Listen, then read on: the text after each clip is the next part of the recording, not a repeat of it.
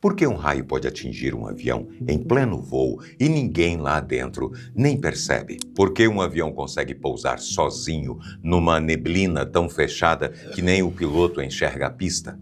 E por que no mapa os aviões quase nunca voam em linha reta? Hoje a gente responde a 10 perguntas que parecem simples, mas escondem a engenharia e as regras invisíveis que mantêm a aviação no ar.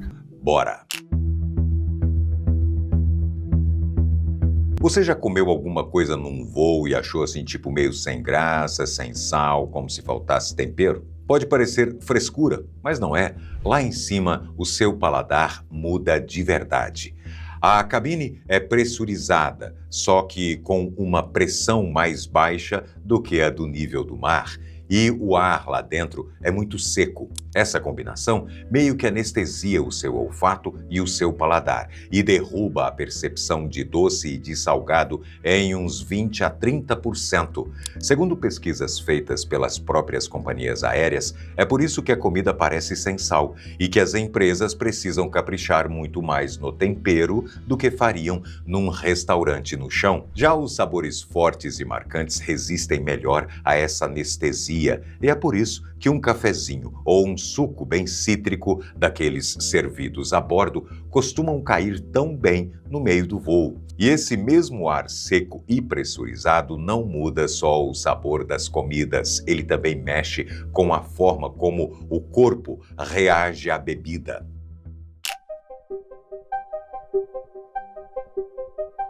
Muita gente jura que uma taça de vinho no voo faz o mesmo efeito de 2 em casa, mas a verdade é que o álcool não fica magicamente mais forte no ar.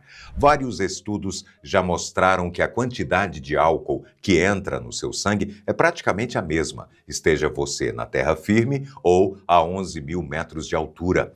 O que muda é o seu corpo lá em cima. Dentro do avião, a pressão é mais baixa e o nível de oxigênio no sangue pode cair um pouco. Junta isso ao ar seco, ao cansaço, à desidratação e muitas vezes à falta de sono e a sensação fica muito parecida com a de ter bebido demais. Moleza, tontura, sono e reflexo lento.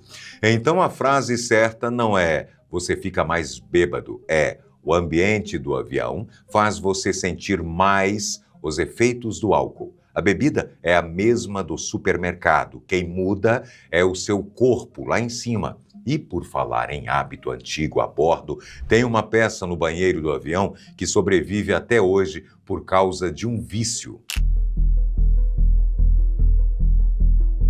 Fumar em avião é proibido no mundo todo há mais de 2 décadas, com direito a multa pesada. Mesmo assim, os aviões ainda são obrigados a ter um cinzeiro na porta de cada banheiro, e isso vale também aqui no Brasil. A própria ANAC, a agência que regula a aviação no país, confirma que toda aeronave precisa ter um lugar seguro para apagar um cigarro.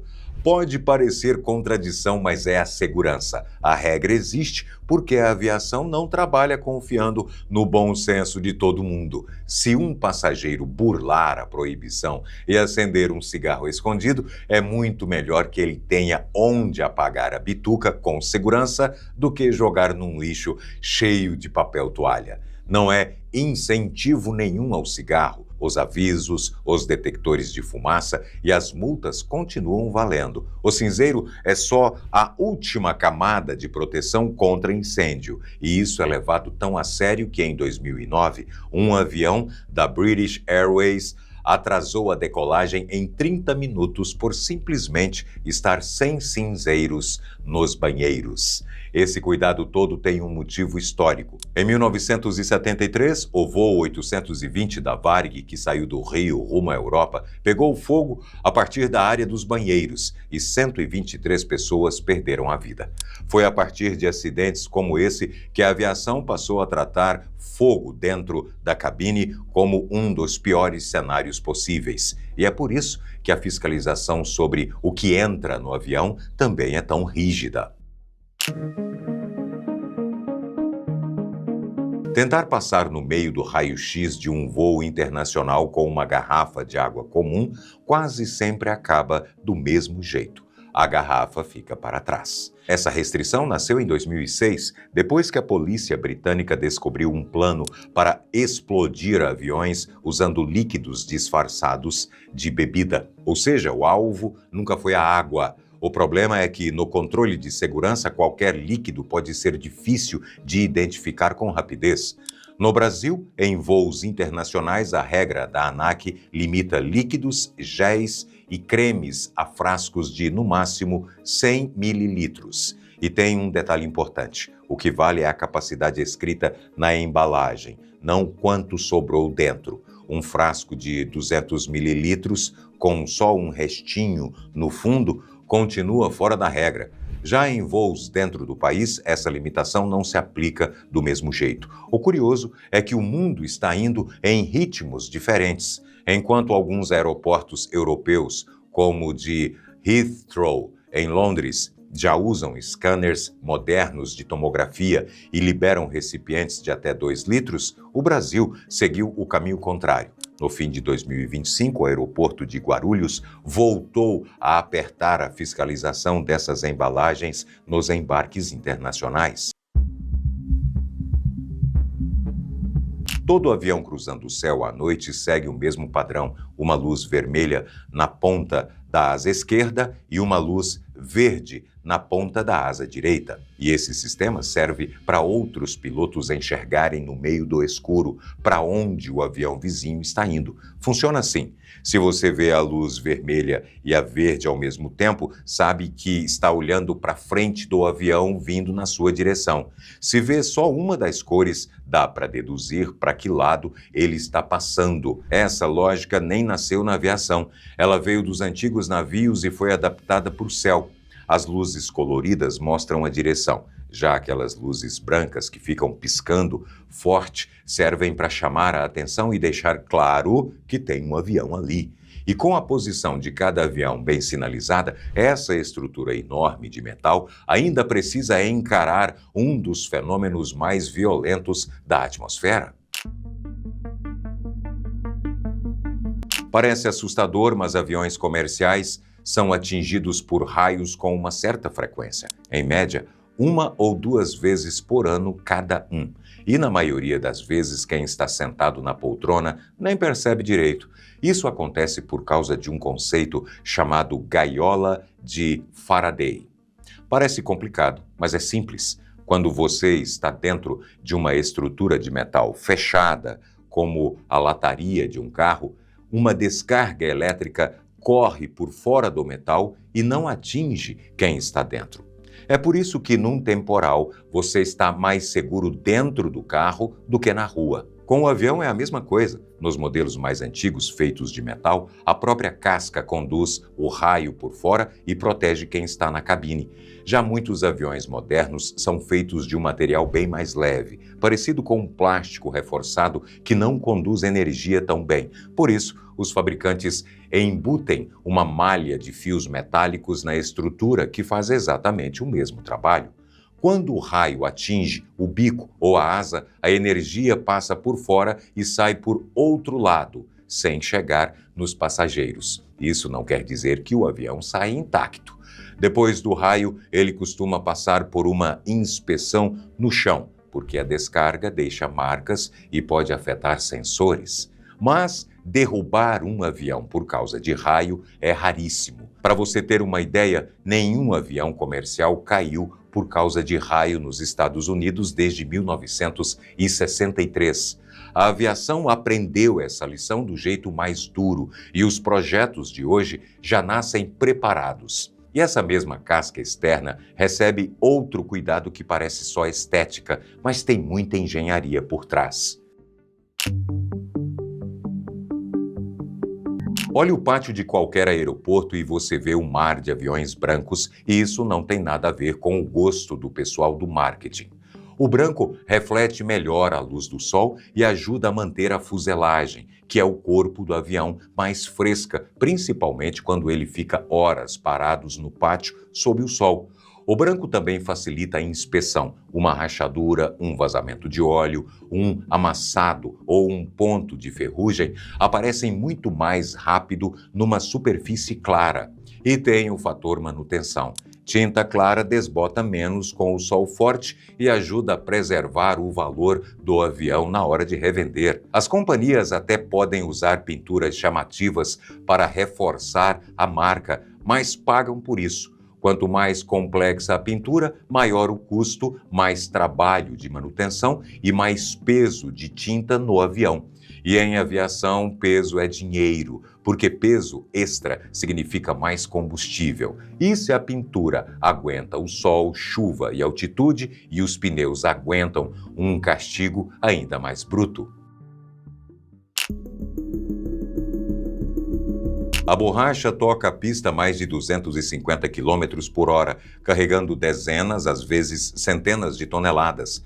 Mesmo assim, o pneu não explode no impacto, porque ele é feito para uma realidade bem diferente da de um carro. Os pneus de avião trabalham com uma pressão muito mais alta, cerca de 6 vezes a de um pneu de carro. E nos aviões grandes, são enchidos com nitrogênio seco em vez de ar comum, como exigem as autoridades de aviação. Esse gás é mais estável, não tem umidade e não alimenta o fogo. Se houvesse água ali dentro, ela poderia congelar lá em cima na altitude de voo ou virar vapor na hora do pouso. E isso sim castigaria a borracha.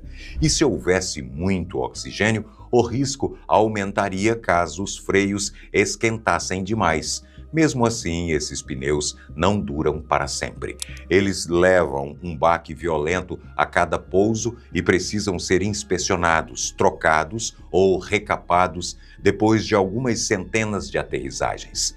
Muitos ainda têm um sistema de segurança que esvazia o pneu de propósito se a roda esquenta demais, evitando a explosão. E, além de aguentar o impacto, o avião ainda precisa conseguir pousar quando o piloto quase não enxerga nada.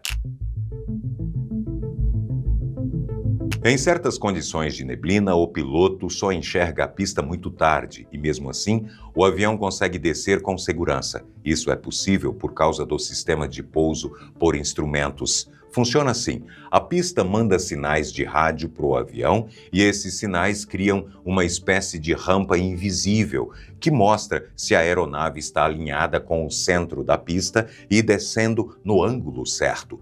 Nos níveis mais avançados, o piloto automático pode conduzir o avião sozinho até tocar o chão, mas isso não acontece em qualquer lugar, nem em qualquer avião.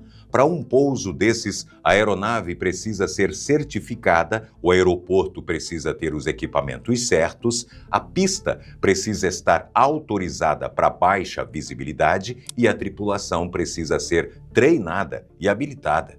E mesmo quando tudo isso está disponível, o pouso totalmente automático é usado em menos de 1% dos voos. Em dia de tempo bom, pilotar na mão costuma ser mais simples do que ficar monitorando o computador trabalhar. E quando o problema não é a neblina, mas a distância, entra outra pergunta clássica.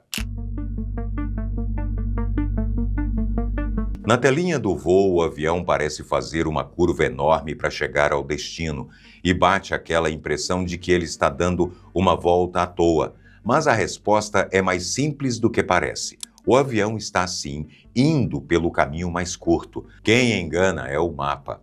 O problema é que a Terra é uma bola e o mapa é plano e não tem como achatar uma bola no papel sem distorcer alguma coisa. Faz um teste mental, pega uma laranja e imagina um barbante esticado ligando 2 pontos dela pelo caminho mais curto. Agora descasca essa laranja e tenta espalmar a casca em cima da mesa.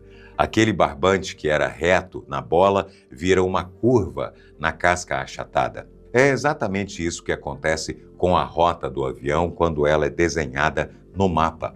Por isso, um voo entre o Brasil e a Europa, ou entre os Estados Unidos e a Ásia, faz um arco que parece subir demais para o norte. No mapa plano, parece exagero, mas no globo é a menor distância possível. O avião não está desviando, ele está cortando caminho. E quando a rota foge um pouco desse caminho mais curto, é por motivos práticos, ventos muito fortes lá em cima que podem empurrar o avião a favor ou contra, áreas de tempestade que é melhor contornar, o tráfego de outros aviões, pedaços de espaço aéreo fechado e a necessidade de ter sempre um aeroporto por perto caso precise pousar de emergência. No fim, aquele arco torto que parece erro é o caminho mais inteligente, a forma da Terra somada a um pouco de meteorologia e economia.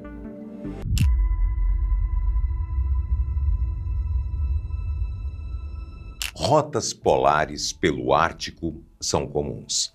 Ligam a América do Norte à Ásia, cortando o caminho por cima do Canadá e da Sibéria. Mas, sobre a Antártida, quase nenhum avião comercial passa. E a razão não é proibição, é logística de emergência. A regra internacional é para lá de clara. Todo avião comercial precisa ter um aeroporto de desvio por perto o tempo todo, caso aconteça uma pane. No Ártico, mesmo no meio do nada, sempre tem para onde ir.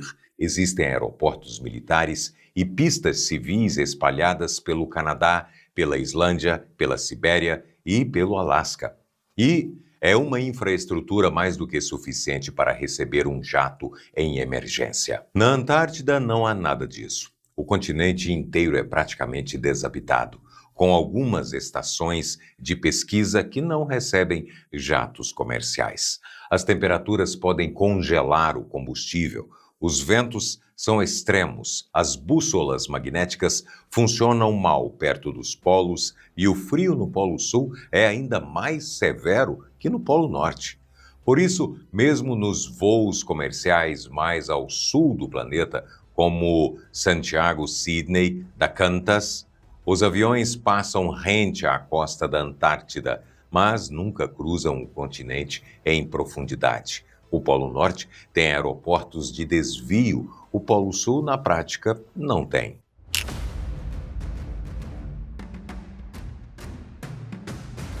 Quem já entrou num avião comercial sabe que, em algum momento do voo, o piloto avisa: atingimos altitude de cruzeiro, 11.000 metros. A altitude de cruzeiro é a altura onde o avião viaja a maior parte da viagem. É quase a altura de 10 Cristos Redentores empilhados. Por que tão alto? A resposta óbvia seria para passar das nuvens. Mas o motivo real é outro. Quanto mais alto o avião sobe, mais ralo fica o ar. Menos ar significa menos resistência. Menos resistência significa menos combustível gasto para manter a mesma velocidade. Um avião voando a 11.000 metros pode economizar quase metade do combustível que gastaria perto do solo. Mas existe um limite aí. Se subir demais, o ar fica fino demais para sustentar o avião. Cada modelo tem uma altura máxima, onde ainda consegue se manter no ar. Voar perto desse limite coloca os pilotos numa faixa apelidada de caixão, em inglês, coffin corner.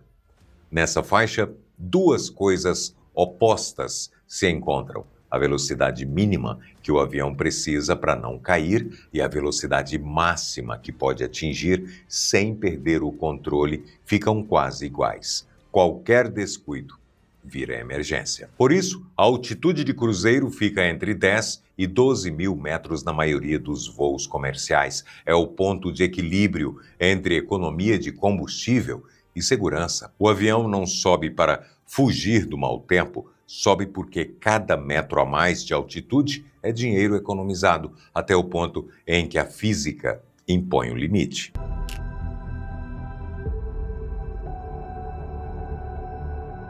Em voos comerciais longos, comandante e copiloto recebem o próprio almoço durante o voo.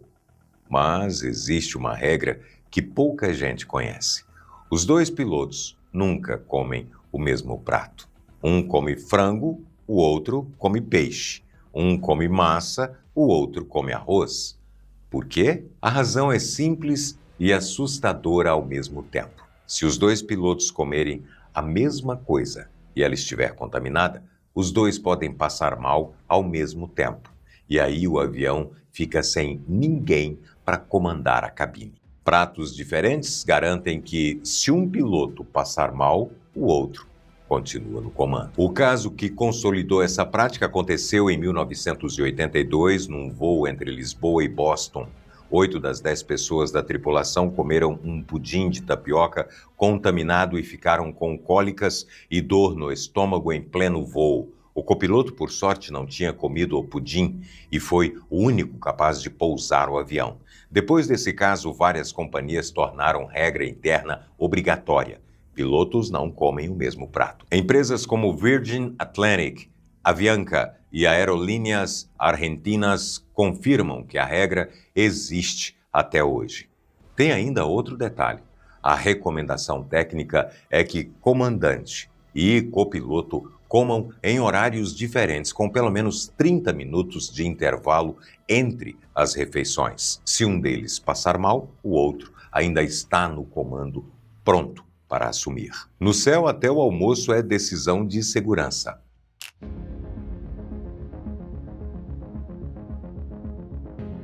O Tibete é uma região no oeste da China, encravado nos Himalaias e conhecido como Teto do Mundo. E quando você olha o Flight Trader 24, um site que mostra todos os voos ativos no planeta em tempo real, o Tibete aparece como um buraco vazio, cercado pelos corredores aéreos mais movimentados da Ásia. De um lado, o tráfego intenso da China e da Índia. Do outro, o Oriente Médio. No meio, silêncio. Por que ninguém passa por cima? A altitude média do Planalto tibetano é de 4.500 metros. Os picos do Himalaia passam dos 8.800 metros. Quando um avião perde pressurização de repente, o protocolo de emergência é descer rápido para baixo dos 3.000 metros, onde dá para respirar sem máscara. No Tibete, o chão já está acima disso. As máscaras de oxigênio dos passageiros duram cerca de 15 minutos. Não dá para cruzar a região inteira com isso. Além disso, o ar que sobe pelas montanhas dos Himalaias provoca turbulência forte. Quase não há aeroportos de desvio. As temperaturas extremas podem congelar combustível. E no vizinho Butão, um pequeno país encaixado entre a Índia e a China, o aeroporto de Paro é tão difícil que apenas cerca de 50 pilotos no mundo inteiro estão certificados para pousar lá, com aproximação manual entre montanhas de 5.500 metros. As companhias contornam os Himalaias inteiros, adicionando horas de voo porque o custo de combustível extra é menor do que o risco.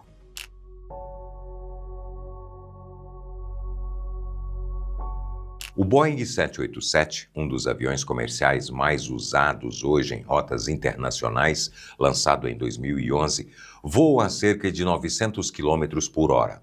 O Boeing 707, um dos primeiros aviões comerciais a jato dos anos 50, voava em velocidades parecidas, e o Concorde era diferente.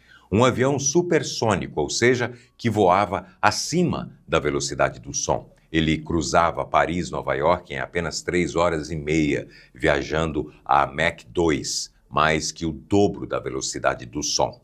Em janeiro de 2026, o primeiro voo comercial do Concorde completou 50 anos e, mesmo assim, ele continua sendo o avião comercial mais rápido que a humanidade já operou.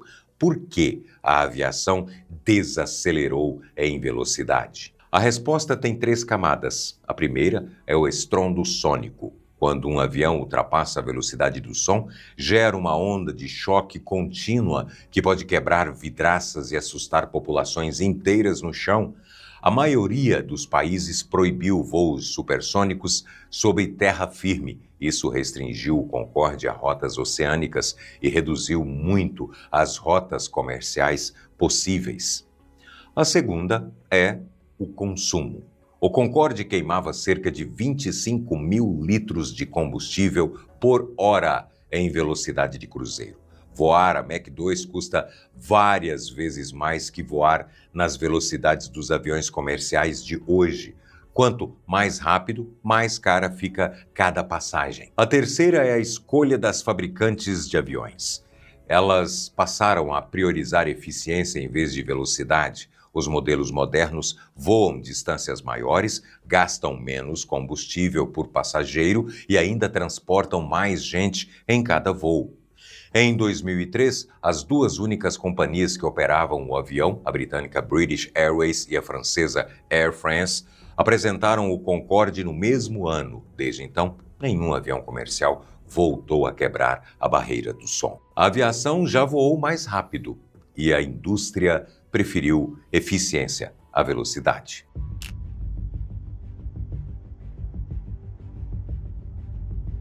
E chegamos à pergunta que dá nome a esse vídeo. Quem acompanha voos que cruzam o Atlântico percebe um padrão repetido. A maioria absoluta dos voos entre as Américas e a Europa decola no fim da tarde ou à noite e chega na Europa pela manhã do dia seguinte. Por que isso? A resposta combina três fatores que se encaixam como um quebra-cabeça. O primeiro é o fuso horário. Um avião saindo de Nova York às 19 horas chega em Londres às 7 horas da manhã, porque o horário de Londres está 5 horas adiantado em relação a Nova York. Para quem viaja a negócios, isso significa chegar na Europa pronto para começar o dia de trabalho. Para a companhia aérea, significa que o avião já está em Londres logo cedo. Pode ser limpo, reabastecido e voltar para Nova York no mesmo dia. O avião quase não fica parado. O segundo fator é econômico. Voos diurnos atravessando o Atlântico até existem, mas são raros. O motivo é simples. O avião chega na Europa tarde demais para voltar naquela noite, fica parado no solo até o dia seguinte e cada hora de avião parado significa prejuízo. A conta não fecha. Voo noturno permite 2 viagens no mesmo dia. Voo diurno, só uma. O terceiro fator tem a ver com regras. Muitos aeroportos europeus, principalmente em Londres, Paris e Frankfurt, na Alemanha, têm restrições de ruído noturno que proíbem decolagens depois de uma certa hora da noite. Para o avião conseguir voltar na noite seguinte, precisa decolar antes que o aeroporto feche para voos noturnos. Chegar de manhã é a única forma de fechar o ciclo. Não é tradição, não é coincidência. É um quebra-cabeça onde fusos, regulamentações e economia se encaixam exatamente como peças. A noite no Atlântico é a única hora em que tudo funciona ao mesmo tempo. Voo longo sem fone bom é tortura. O JBL Tune 770NC é um headphone sem fio com um som excelente, bateria que dura o voo inteiro. Pega o seu no Mercado Livre, aperta aqui no card na tela, vai fundo, você vai curtir.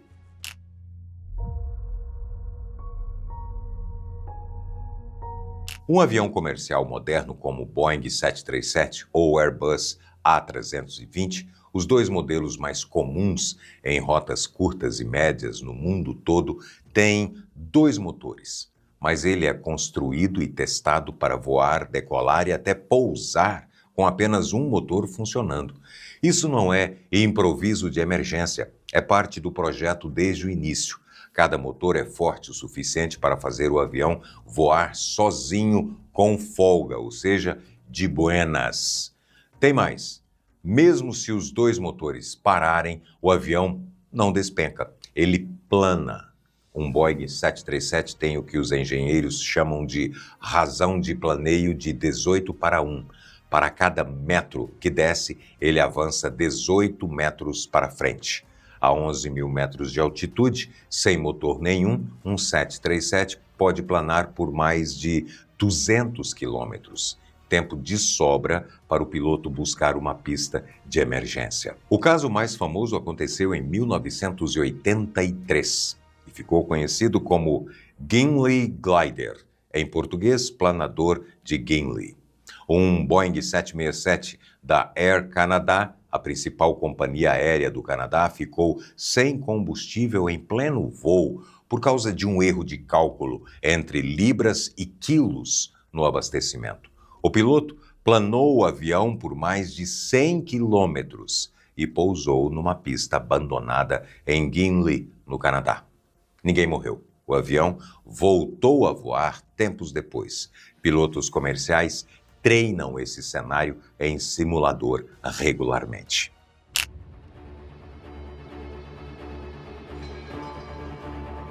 Parece puro desperdício e acontece mais do que se imagina. Vídeos mostram aviões soltando rastros longos de combustível no céu, geralmente em situações de emergência.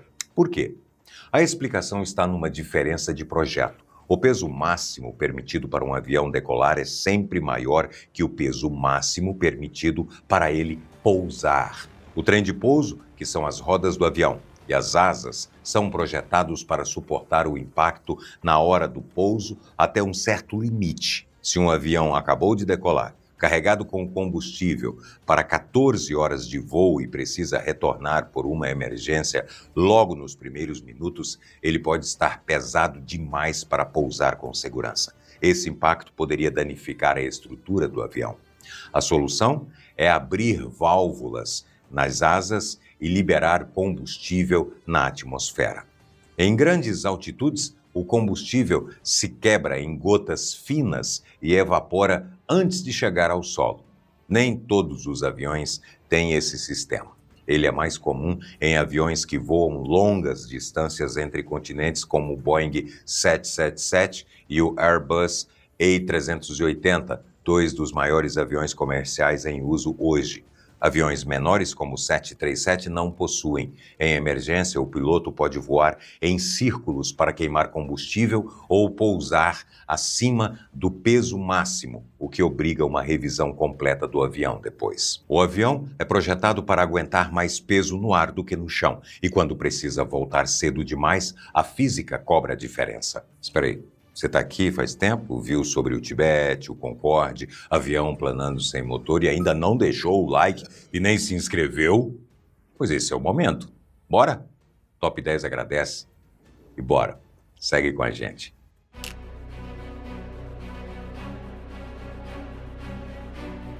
O Pacífico é o maior oceano do planeta, mais largo que toda a extensão da África. Um voo direto de Santiago, no Chile, para Sydney, na Austrália, cortando o meio do Pacífico, parece a rota mais lógica olhando o mapa, mas quase nenhuma companhia aérea faz isso. Por quê? A razão central é uma regra chamada ETOPS, sigla em inglês que, traduzida, quer dizer Padrão de Operação Estendida para Aviões de Dois Motores.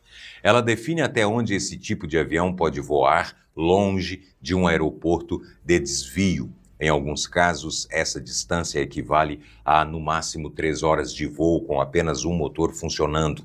No meio do Pacífico, não há ilhas suficientes com pistas adequadas para receber um avião comercial. Então, os aviões contornam. Eles sobem pelo Pacífico Norte usando o Havaí e o Japão como pontos de apoio, ou descem pelo Pacífico Sul, aproveitando a curvatura da Terra para fazer arcos que passam perto da Antártida sem entrar nela.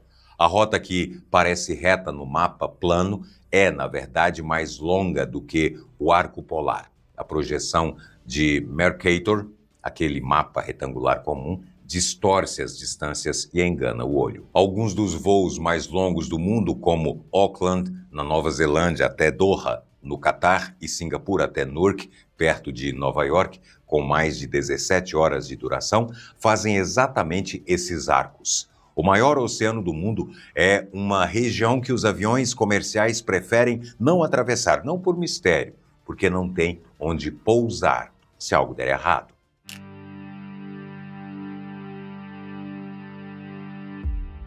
Um tubo de alumínio de 200 toneladas cruzando o céu a 900 km por hora a 11 mil metros de altitude deveria ser aterrorizante. E ainda assim, estatisticamente, é o transporte mais seguro que a humanidade já inventou. Um estudo de 2024 do Instituto de Tecnologia de Massachusetts, o MIT, liderado pelo professor Arnold Barnett, calculou que entre 2018 e 2022, a chance de morrer num voo comercial era de 1 em 13,7 milhões por embarque. Para comparar, a chance de morrer num acidente de carro nos Estados Unidos é de 1 em 100. Para igualar o risco anual do trânsito, seria preciso embarcar num avião todos os dias, durante milênios. Venha fazer parte do nosso time, viu? Se torne membro do canal mais curioso do Brasil e o link está aqui, na descrição. A resposta está em uma filosofia chamada redundância. Tudo num avião comercial é duplicado ou triplicado. Motores, sistemas hidráulicos, computadores de bordo, instrumentos de navegação, fontes de energia. Se um falha, o outro assume. Os pilotos treinam centenas de horas em simulador para todos os cenários possíveis. Mas existe outra peça invisível nessa filosofia: a cultura de investigação. Cada acidente na história da aviação gera uma investigação independente, com poder quase judicial. Cada conclusão vira norma obrigatória para toda a indústria global. As janelas ovais, as portas reforçadas da cabine, os protocolos de pouso, os aeroportos de desvio, a altitude de cruzeiro, as rotas sobre oceanos. Tudo o que você viu nesse vídeo até agora veio dessa cultura. Poucas indústrias no planeta funcionam assim. Na aviação, cada erro fatal já cometido foi transformado em regra de segurança permanente por toda a indústria global. Cada pergunta que respondemos aqui era um fragmento dessa filosofia. Em 1963, um avião simplesmente cruzou a fronteira do espaço. E o mais impressionante foi por acidente. A missão era de rotina. O piloto, experiente. O plano, calculado até o último segundo. Mas bastou um pequeno erro de ignição para empurrar o X-15 além dos 100 quilômetros de altitude, direto para o vácuo. Lá em cima, sem combustível, sem cápsula de resgate e a mais de 7.000 quilômetros por hora, o piloto Joey Walker precisava transformar um foguete com asas num planador, ou seria engolido pelo calor da reentrada. Como isso aconteceu? E como ele voltou vivo? A resposta é uma das histórias mais inacreditáveis da era espacial. Para entender como isso aconteceu, primeiro precisamos voltar no tempo para o auge da Guerra Fria. Naquela época, Estados Unidos e União Soviética disputavam cada centímetro do céu. Quem subisse mais alto, mais rápido e com mais tecnologia ganhava mais que prestígio, ganhava poder. Foi nesse cenário de paranoia e ambição que engenheiros americanos, com apoio da Força Aérea e da recém-criada NASA, desenvolveram um dos projetos mais ousados da história da aviação, o X-15. Ele não era um avião comum, na verdade, nem parecia um avião. Era um tubo metálico com asas minúsculas, um nariz afiado e um motor que mais lembrava um foguete do que qualquer coisa que já tivesse voado antes. O X-15 foi projetado para voar onde nenhum avião jamais ousou chegar, à beira do espaço. Mas o mais curioso, ele não decolava do chão. O X-15 era preso embaixo de um avião gigantesco, um bombardeiro B-52 modificado, daqueles usados para carregar bombas na guerra. Esse avião-mãe levava o X-15 até cerca de 13.000 metros de altura. E aí, lá no alto, soltava o foguete tripulado no ar, como se largasse uma flecha pronta para disparar. Esse motor era uma besta, queimava quase 7 toneladas de combustível em 83 segundos. A velocidade máxima registrada pelo X-15 foi de impressionantes 7.273 quilômetros por hora, 6 vezes a velocidade do som. Era tão rápido que, se quisesse, poderia cruzar os Estados Unidos de ponta a ponta em menos de 15 minutos. Mas ele não foi feito para levar passageiros. O X-15 era um laboratório com asas. Cada missão testava sensores, materiais resistentes ao calor, equipamentos de navegação e controle em alta velocidade. Tudo que a NASA precisava entender antes de mandar humanos ao espaço de verdade, com as missões Mercury, Gemini e depois Apollo, era testado ali, naquele tubo metálico. Só que tinha um detalhe: nada disso funcionava sem alguém lá dentro, e esse alguém era Joe Walker. Joe Walker era mais do que um piloto, ele era um explorador. Piloto de testes da NASA, com nervos de aço, já tinha voado o X-15 dezenas de vezes e atingido altitudes e velocidades que nenhum outro piloto havia alcançado naquela época. Ele era, sem dúvida, o nome certo para levar o avião-foguete ao limite. Mas, afinal, o que aconteceu para que o avião fosse levado ao espaço acidentalmente? O plano que saiu do controle. Em 19 de julho de 1963, Joe Walker se preparava para mais um voo no X-15, o de número 90 do programa. Vestindo seu traje de pressão, parecido com o de um astronauta, e revisando cada item, ele estava pronto. No papel, a missão parecia simples: subir até 106 quilômetros de altitude, soltar um balão atmosférico, testar 2 sensores, um ultravioleta e outro infravermelho, voltar para casa. Tudo cronometrado, tudo sob controle. O motor precisava queimar por exatos 83 segundos. A subida tinha que acontecer num ângulo bem específico. Cada missão carregava até 200 quilos de experimentos, câmeras de altíssima velocidade, detectores de radiação, amostras de novos materiais. Em suma, o X-15 era uma aula de engenharia extrema, metade avião, metade foguete e 100% laboratório. O cockpit do X-15 era minúsculo. Walker voava praticamente de pé, com o capacete encostado na parte superior da cabine. Um bloco de dados plastificado preso à perna trazia tabelas de altitude, velocidade e ângulo. Era seu computador de joelho. Mas, mesmo com toda essa preparação, algo saiu errado. O motor queimou por apenas 1 segundo a mais e o ângulo da subida ficou meio grau mais inclinado do que o planejado. Só isso. Mas no X-15, só isso é o suficiente para mudar tudo. Por causa desse pequeno erro, Walker ultrapassou os 100 quilômetros de altitude, a famosa linha de Kármán, ponto considerado por muitos como o começo oficial do espaço. Sem querer, Joe Walker se tornou o primeiro civil americano a ir ao espaço. E o mais incrível, ele nem sabia disso.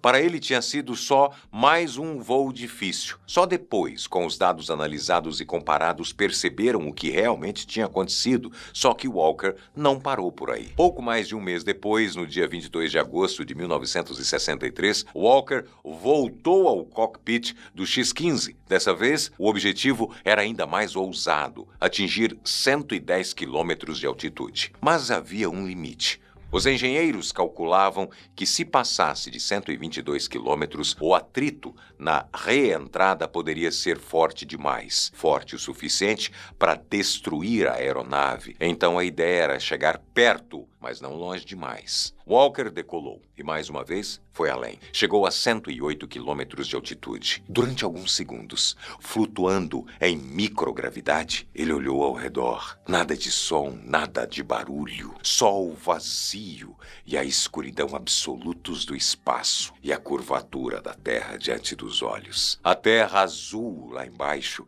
brilhando num céu negro. Mas aquele momento incrível durou pouco. Os segundos de silêncio estavam contados. O voo não estava nem perto do fim. O momento mais crítico ainda estava por vir, a reentrada na atmosfera. Sem motor algum, o X-15 agora precisava planar de volta para a Terra, mas não era como pousar um planador comum. A aeronave estava a mais de 7.000 quilômetros por hora e o atrito com o ar poderia transformá-la numa bola de fogo. Se o ângulo de entrada fosse errado, muito íngreme ou muito raso, o avião simplesmente se desintegraria. Walker sabia disso e, mesmo assim, manteve a calma. Porém, Alguns anos depois, outro piloto do X-15 não teria a mesma sorte, mas já chegaremos nessa parte da história. Com movimentos precisos, Joe usou os pequenos propulsores do sistema de controle, o chamado RCS, para alinhar a altitude da aeronave durante a queda livre. A 29 quilômetros de altitude, executou uma manobra de altíssima força G. Seu corpo foi pressionado como se pesasse 7 vezes mais para estabilizar o voo por volta de 21 quilômetros. A partir dali, começou a planar, sem motor, sem sistema automático, apenas ele, o manche, e a física trabalhando a favor da gravidade. Então, com um controle quase cirúrgico, Walker pousou suavemente no leito seco do Lago Rogers, na Califórnia. Missão cumprida. Joe Walker tinha ido ao espaço 2 vezes com um avião e sem cápsula de resgate. Legado e tragédia.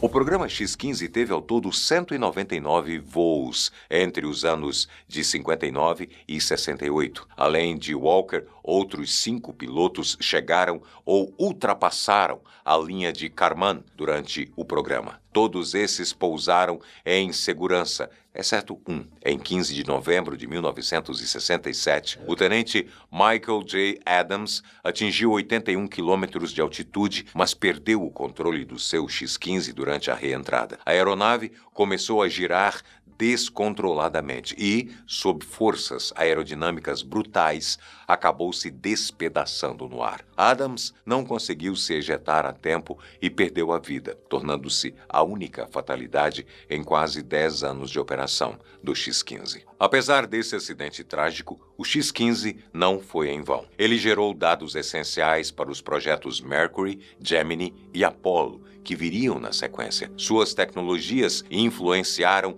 diretamente o design do ônibus espacial anos depois. Por exemplo, o conceito de uma espaçonave com asas que planava de volta à Terra veio em parte da experiência com o X-15. Foi no X-15 que os engenheiros testaram pela primeira vez o uso de jatos de controle fora da atmosfera, o RCS, que ajudava a apontar a nave no espaço. Foi nele que ensaiaram diferentes perfis de reentrada atmosférica e só compreenderam melhor os efeitos da radiação cósmica em pilotos e grandes altitudes. Era literalmente um laboratório para aprender a ir e voltar do espaço. Joe Walker faleceu 3 anos depois de seus voos históricos, em 1966, num acidente aéreo envolvendo o jato F-104 que ele pilotava e o protótipo supersônico XB-70, um fim trágico para um homem que já tinha encarado a borda do espaço 2 vezes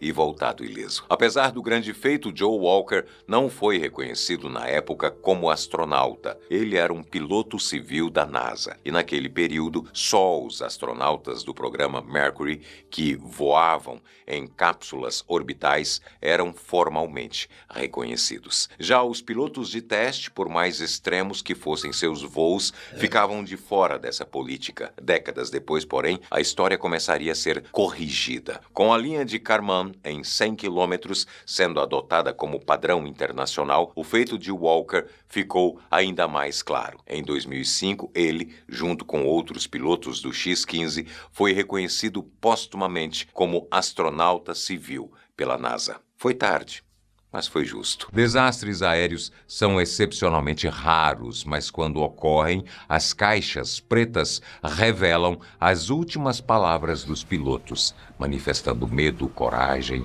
e bravura nos seus momentos decisivos. Air France 447. Em junho de 2009, quando o voo que saiu do Rio de Janeiro com destino a Paris caiu no Oceano Atlântico, resultou na morte de todas as 228 pessoas a bordo. Hold up. Hold up. se passe? A investigação revelou que a causa principal do acidente foi a perda temporária do controle da aeronave por causa do congelamento dos tubos de pitot que medem a pressão do ar. Isso fez com que os pilotos fizessem leituras erradas de velocidade do ar e levou a uma série de erros da tripulação, incluindo o desativamento do piloto automático, seguido por manobras bruscas que levaram ao stall da aeronave. Stall é quando a aeronave ultrapassa o limite máximo de inclinação e causa perda de sustentação. O Air France 447 era operado por uma equipe de 3 pilotos. No momento do acidente, o piloto comandante era Marc Dubois, que tinha 58 anos e uma vasta experiência de voo. Os outros 2 pilotos eram Pierre-Cédric Bonin, de 32 anos, e David Robert, de 37 anos. Bonin estava no comando da aeronave no momento em que aconteceram os eventos que levaram ao acidente. No começo era apenas uma conversa que parecia normal, e alguns minutos depois viram um trecho de turbulência e alertaram a tripulação, mas a partir daí perceberam que o problema era bem maior do que imaginavam. Não demorou muito para o avião perder velocidade, caindo de 500 para 110 km por hora, e numa tentativa desesperada, Bonin sobe bruscamente, atingindo uma velocidade vertical de 2.000 metros por minuto, mas aí a trajetória já não é mais controlada pelos pilotos. Depois de 7 minutos de tentativas frustradas de controle, a caixa preta para de gravar. Bonne vitesse. On a perdu la vitesse, c'est ça? Fais attention à ta vitesse. Fais attention à ta vitesse. Ok, je vous laisse. Stall. On a pourtant les moteurs. Qu'est-ce qui se passe, bordel? Stall. Tu comprends ce qui se passe ou pas? Stall. J'ai plus le contrôle de l'avion. J'ai plus du tout le contrôle de l'avion.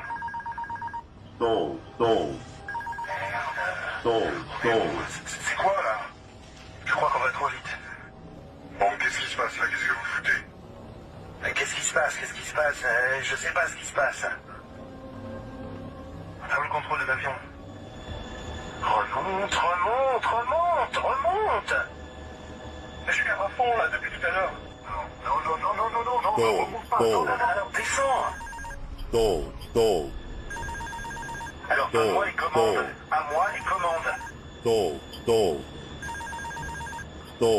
Vas-y, fais les commandes.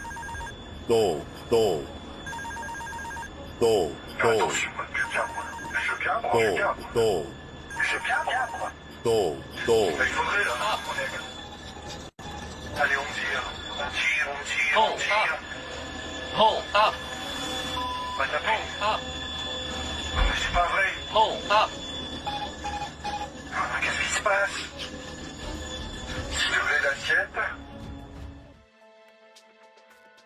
Hoje já sabemos que Bonin manteve o side stick puxado o tempo todo, o que levou ao stall da aeronave.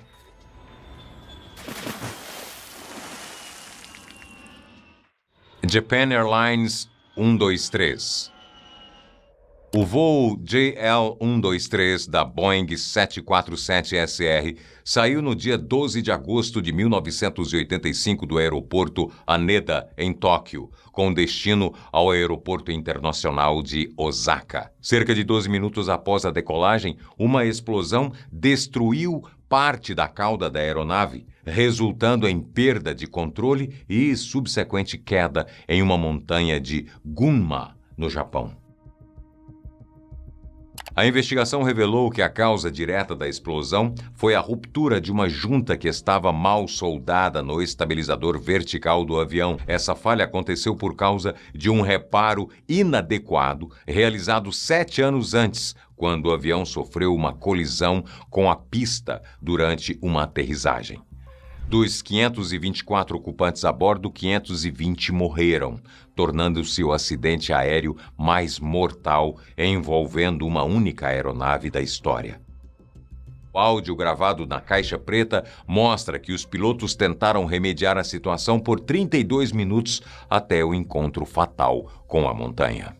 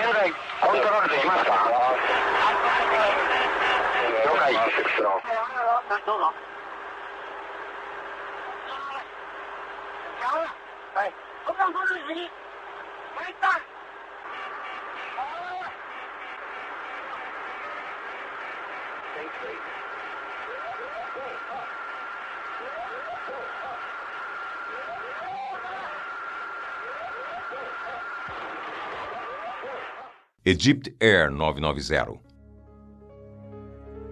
Um avião nas mãos erradas pode ser uma arma genocida. Esse foi o caso do voo Egypt Air 990, que em 31 de outubro de 1999 saiu do Aeroporto Internacional John F. Kennedy, em Nova York, mas nunca chegou ao seu destino no Aeroporto Internacional do Cairo, no Egito.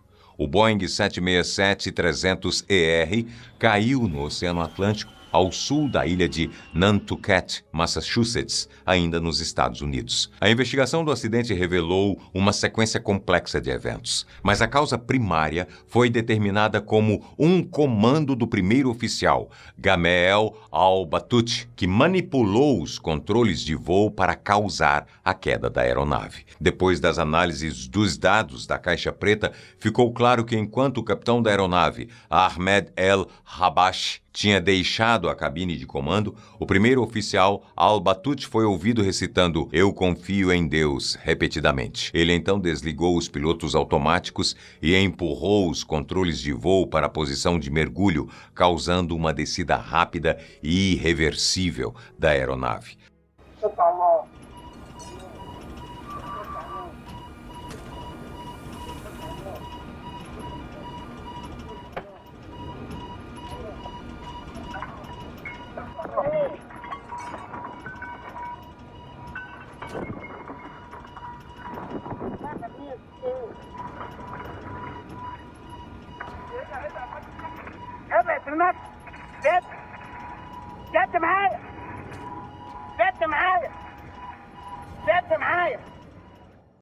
Apesar dos esforços do capitão El-Habash para retomar o controle da aeronave e corrigir a trajetória, foi impossível evitar a queda. A aeronave quebrou no ar e caiu no oceano, matando todas as 217 pessoas a bordo. A gravação do CVR terminou às 1 hora, 50 minutos e 38 segundos.